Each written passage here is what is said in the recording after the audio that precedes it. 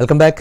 శర్మ గారు, ముఖ్యంగా పురాణాల గురించి చెప్పారు మీరు. అంటే పురాణాల్లో పర్టికులర్గా సంక్రాంతికి సంబంధించి ఇది ఉంది అని ఏమైనా చెప్పబడింది అంటారా? ఇందాక మనం చెప్పుకున్నటువంటి కృపి యొక్క సంఘటన అదే.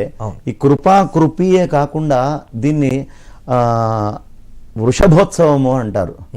కాబట్టి ఈ ప్రత్యేకముగా దాన్ని తీసుకొని వచ్చి అనడుత్సవము అనే పేరుతోటి కూడా దీన్ని పిలుస్తారు. దీన్ని చక్కగా రెండు రకాలుగా చేసుకొని ఆ ఎద్దుల్ని పూజించడం అనేది అథర్వ వేదంలో రాసింది. కాబట్టి ఇది వేదకాలం నాటి నుంచి ఉన్నటువంటి సంప్రదాయం. ఒక పురాణాలు కాదు, వేదమే దీని గురించి చాలా ప్రత్యేకంగా చెప్పింది. ఎంతో విశేషమైనటువంటి పండగ ఇది. కాబట్టి పురాణాల్లో సంక్రమణం గురించి, మకర సంక్రాంతి గురించి దాదాపు రామాయణ భారతాలు అన్నిట్లో కూడా దీన్ని విశేషంగా చెప్పడం జరిగింది. సంక్రమణము అనేటటువంటిది మనకి సంప్రదాయంగా ఆచరించేది ఉత్తరాయణం వస్తుంది. అంటే నిన్నటి దాకా చూడండి, మనం కార్తీకము, మార్గశీర్షము సాధ్యమైనంత మటుకు చంద్రుడితోటి ఎక్కువ చేసుకుంటాం. చంద్రుడితోటి చేసుకొని దీపాలన్నీ కూడా మనం రాత్రిపూట పెట్టుకుంటాం. ఇక మీదట మొత్తము ఉదయం ఎంత తెల్లవారుజామున దీపాలు పెడితే అంత మంచిది. నిన్నటి దాకానేమో రాత్రి ప్రధానము, ఇవాళ నుంచి పగలు ప్రధానం. అంటే పగలు పెరుగుతూ పోతూ ఉంటుంది. నిన్నటి దాకా రాత్రుళ్ళు ఎక్కువ ఉండేవి, పగలు తక్కువ ఉండేది. ఇప్పుడు పగలు ఎక్కువ ఉంటుంది, రాత్రి సమయం తక్కువ అవుతూ ఉంటుంది. కాబట్టి దీన్ని అంత ప్రత్యేకంగా చెప్తారు. మనకి పురాణాల దగ్గర నుంచి, ఇతిహాసాల దగ్గర నుంచి రకరకాలు. ఆయన పరమేశ్వరుడు గోపూజ చేయాలి అని స్పష్టంగా చెప్తూ ఉన్నాడు. ఎందుకు గోపూజ చేయాలి అంటే, బ్రహ్మదేవుడు ఈ సృష్టి మొత్తాన్ని చేశాడట. ఈ సృష్టి మొత్తాన్ని నిర్ణయం చేసి జనాలందరినీ పుట్టించాక ఏం తింటున్నా వీళ్ళకి నీరసం పోవట్లేదు, ఏమి తింటున్నా నీరసం పోవట్లేదు. సరే, అర్భకుల్లాగా ఉన్నారు, మరి వీళ్ళని కూడా మనం కాపాడి కొంచెం ఆయుష్ ఎక్కువ కాలం చేయాలి అంటే అమృతాన్ని వీళ్ళకి ఇవ్వాలి కదా. అయితే అమృతాన్ని అరిగించుకోగలిగే శక్తి మానవులకి లేదు.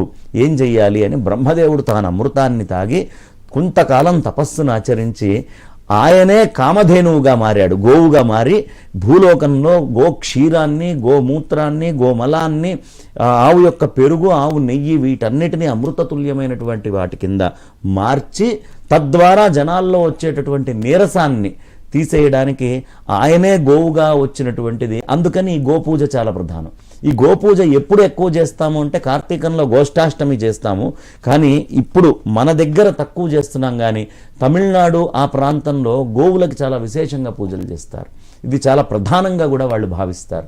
కాబట్టి పురాణాల్లో ఈ పూజలు ఎందుకు చేయాలి, పక్షి పూజలు ఎందుకు చేయాలి, అలాగే ఈ భోగి అనేటటువంటిది ఇంద్రుడికి వరం ఇస్తాడు కృష్ణ పరమాత్మ. ఏమని వరం ఇస్తాడయ్యా అంటే, గోవర్ధన గిరిని ఎత్తి అతని అహంకారాన్ని మొత్తాన్ని అణిచాక అతను కృష్ణుడే పరమాత్మ అని తెలుసుకొని ఆయన పాదాల మీద పడ్డాక, ఇదిగో ఈ సంక్రమణం రోజు నీకు ప్రత్యేకంగా పూజలు చేస్తారయ్యా అని ఇంద్ర పూజ చేయటం అనేది సంప్రదాయం. అలాగే బలి పూజ చేయటము అనేది కూడా కొన్ని ప్రాంతాల్లో ఆచారంగా ఉంది. బలిని పూర్తిగా ఆయన లోపలికి తొక్కేసినటువంటి రోజు అని చెప్తూ ఉంటారు.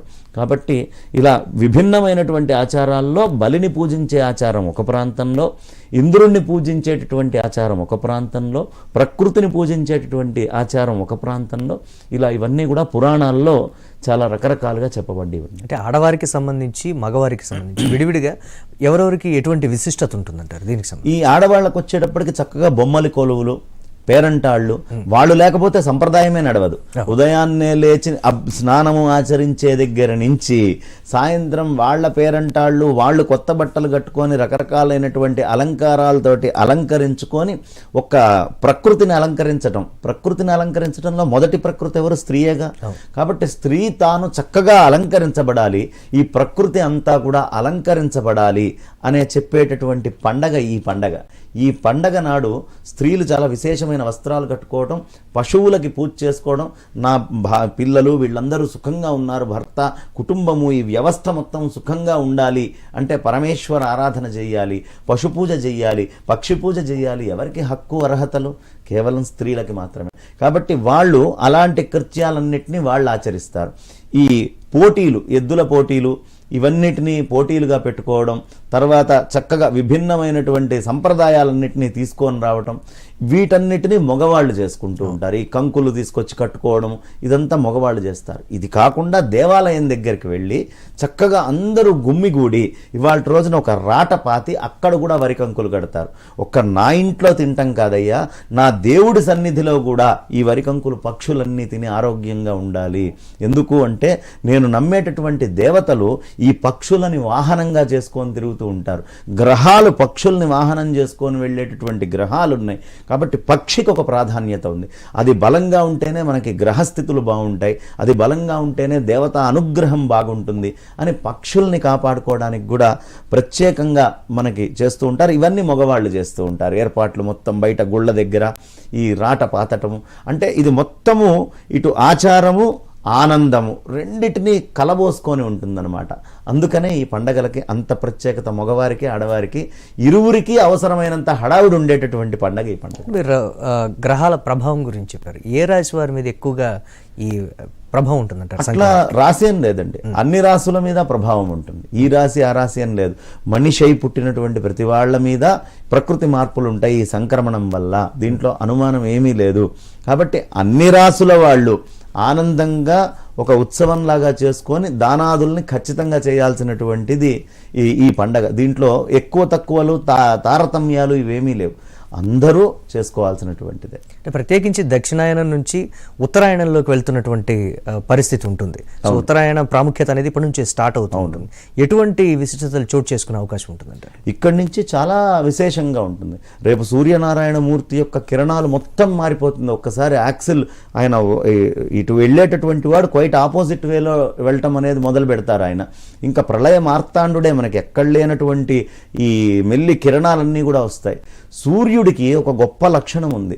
అందుకనే మనకి మొట్టమొదట ఉత్తరాయణం రాగానే మాఘమాసం అంతా కూడా సూర్యనారాయణ మూర్తికి చాలా ప్రత్యేకంగా చేస్తారు. మీరు సూర్యనారాయణ మూర్తికి చేసే ఈ మాఘమాసంలో, ఈ ఉత్తరాయణంలో సూర్యుడికి సంబంధించింది కదా, ఒక్కసారి మనం కడలి కపోతేశ్వర ఆలయానికి వెళ్తే మాఘమాసం ఆదివారం రోజు ఒక్క బిల్వపత్రాన్ని తీసుకెళ్ళి కనుక మీరు అక్కడ గుండంలో, కపోత గుండంలో వదిలిపెడితే ఏ రోజైనా బిల్వం తేలుతుంది నీళ్ల మీద. కానీ ఒక్క మాఘమాసం ఆదివారం కడలి దగ్గర, మనకి రాజోలు ప్రాంతంలో కడలి దగ్గర కపోతేశ్వరుల దగ్గర కపోతేశ్వర గుండంలో వదిలిపెట్టిన బిల్వం మాత్రం అలా నీళ్లల్లోకి వెళ్ళిపోతుంది దిగుతూ.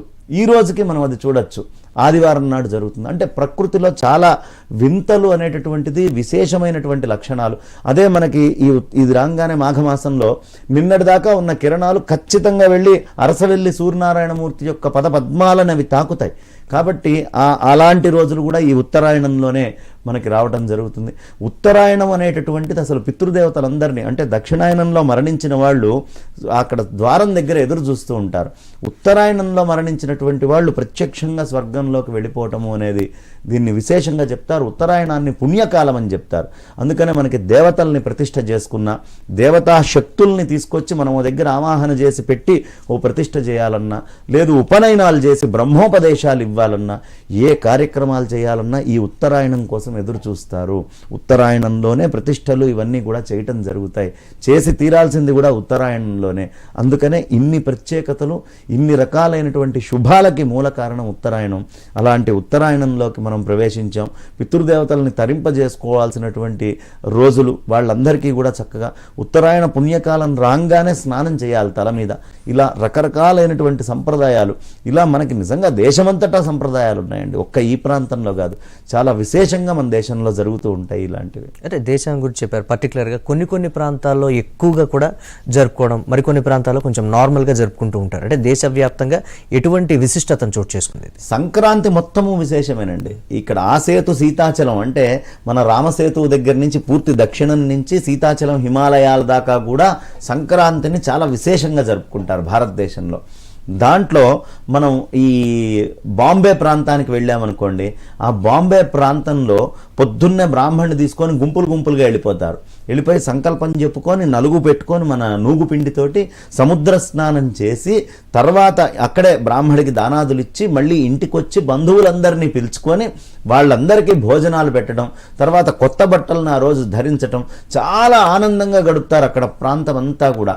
అదే మీరు కర్ణాటక ప్రాంతం మైసూరు ఇటు వెళ్తే ఈ ప్రాంతంలో పశుపూజ ఇవన్నీ కూడా చాలా విశేషంగా చేయటం జరుగుతుంది.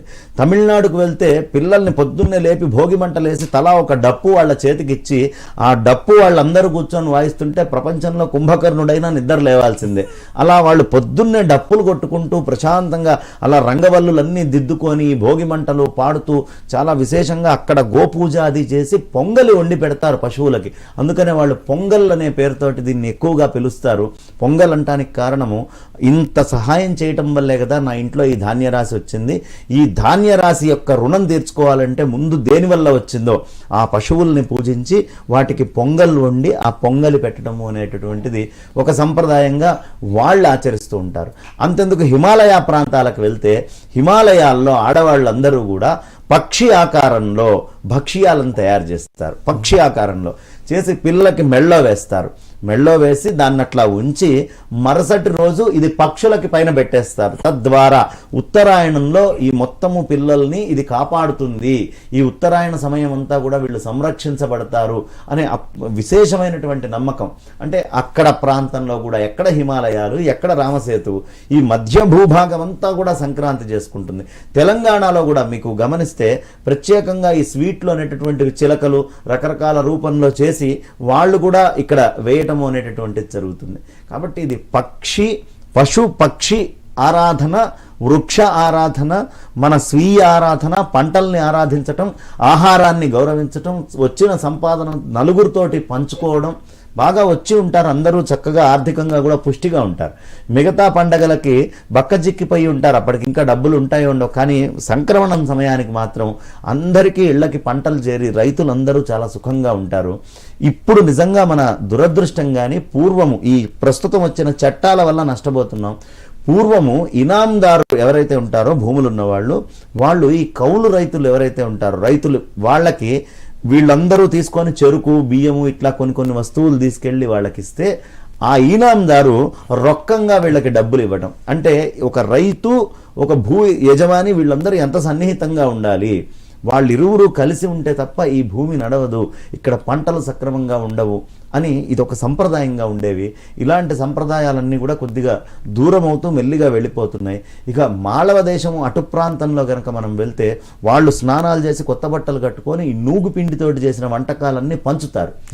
ఆ రోజు నూగు వంటతోటి చేసినటువంటి వస్తువు మనం ఎవరికైనా ఇస్తే, ఇదిగో నేను చేసిన ఈ నువ్వుల ఈ స్వీట్ని, ఈ తీపిని నువ్వు తీసుకో, నాతోటి ఈ సంవత్సరం అంతా స్నేహంగానే ఉండు, ఎక్కడా గొడవ పెట్టుకోకూడదు, మన స్నేహం చాలా బలంగా ఉండాలి అని స్నేహానికి గుర్తుగా వీళ్ళన్నీ రకరకాలైనటువంటి భక్ష్యాలు, రకరకాలైనటువంటి స్వీట్లు ఇవన్నీ తయారు చేసి వాళ్ళకిచ్చి ఒకళ్ళకొకళ్ళు ఒక సంవత్సర కాలం గొడవ లేకుండా ఉండడం అనే ఒప్పందం చేసుకుంటారు. అంటే చూడండి ఎంత సమాజము అనేటటువంటిది కలిసి ఉండాలి అనే తత్వము ఈ పండగ మనకి నేర్పిస్తుంది. అది మంచి వివరాలు చెప్పారు. ఒక చిన్న బ్రేక్ తీసుకుందాం, తర్వాత మిగతా అప్డేట్స్ చూద్దాం. ఒక చిన్న బ్రేక్ తీసుకుందాం. Stay tune.